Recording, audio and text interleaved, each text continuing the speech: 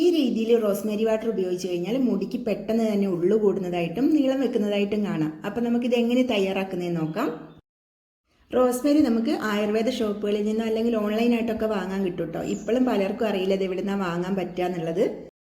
ഇപ്പം നമുക്കൊരു 2 ദിവസത്തേക്കുള്ള അളവിൽ ഉണ്ടാക്കാം. അതിനായിട്ടൊരു പാത്രത്തിലേക്ക് നമുക്ക് ഒരു 2 ടേബിൾ സ്പൂൺ ഇട്ട് കൊടുക്കാം കേട്ടോ.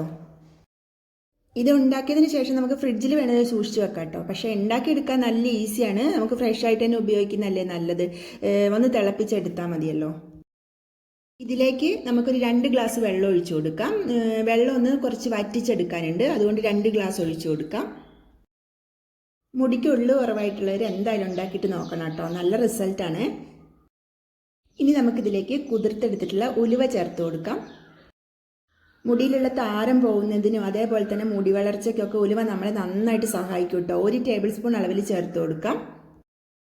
ഇനി നമുക്കിതിലേക്ക് ഒരു 4 ചെമ്പരത്തിപ്പൂ ചേർത്ത് കൊടുക്കാം. ചെമ്പരത്തിപ്പൂ മുടി വളർച്ചയ്ക്ക് ഏറ്റവും നല്ല ഒന്നാണല്ലോ. അതുപോലെ തന്നെ മുടി നല്ല സിൽക്കി ആയിട്ട് കിടക്കാനും ഒക്കെ ചെമ്പരത്തിപ്പൂ സഹായിക്കും കേട്ടോ. ഇത് 3ഉം കൂടി നമുക്കൊന്ന് തിളപ്പിച്ചെടുക്കണം. ഇപ്പം ഇതിലേക്ക് ഒരു 2 ഗ്ലാസ് വെള്ളമല്ലേ ഒഴിച്ചു കൊടുത്തിട്ടുള്ളത്. അത് വറ്റിയിട്ട് 1 ഗ്ലാസ് ആവുന്നത് വരെ നമുക്കിത് തിളപ്പിക്കാം.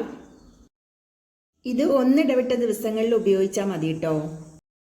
ഞാനിത് ഉപയോഗിച്ച് നോക്കിയിട്ടുള്ള ഒരു രീതി പറയാം.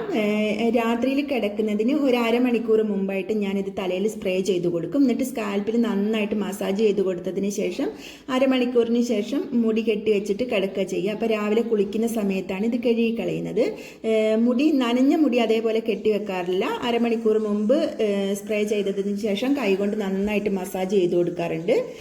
അങ്ങനെയാണ് ഞാൻ ചെയ്യാറുള്ളത്. എനിക്ക് നല്ല റിസൾട്ട് കിട്ടിയിട്ടുണ്ടായിരുന്നു കേട്ടോ.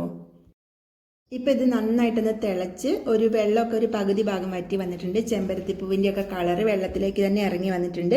ഇനി നമുക്കിത് ചൂടാറിയതിന് ശേഷം അരിച്ചെടുക്കാം കേട്ടോ. നമ്മുടെ കയ്യിൽ സ്പ്രേ ബോട്ടിൽ ഇല്ലെങ്കിൽ നമുക്ക് എണ്ണയൊക്കെ എടുക്കും പോലെ കയ്യിലെടുത്തതിന് ശേഷം സ്കാൽപ്പിൽ നന്നായിട്ട് മസാജ് ചെയ്ത് കൊടുക്കാം. മുടി ഉണങ്ങിയതിന് ശേഷം മാത്രം കെട്ടിവെക്കാം. മുടി ഉണങ്ങാതെ കെട്ടി വെച്ച് കഴിഞ്ഞാൽ മുടിയിൽ കായ വരും കേട്ടോ. ഈ റോസ്മേരി വാട്ടറിന് ഒട്ടും തന്നെ കൊഴുപ്പോ അങ്ങനെയൊന്നും ഇല്ല കേട്ടോ. ഒരു വെള്ളം പോലെ തന്നെ ഉള്ളൂ. അപ്പോൾ ഏത് സമയത്ത് വേണമെങ്കിലും നമുക്കിത് ഉപയോഗിക്കാം. അപ്പോൾ എല്ലാവരും ഒന്ന് ട്രൈ ചെയ്ത് നോക്കണേ. ഇങ്ങനെ ഒരു കളറാട്ടോ ഇതിനുണ്ടാവുക. നമ്മൾ ചെമ്പരത്തിപ്പൂ ഒക്കെ ചേർന്നുകൊണ്ട് തന്നെ എല്ലാവരും ഒന്ന് ട്രൈ ചെയ്ത് നോക്കണം കേട്ടോ.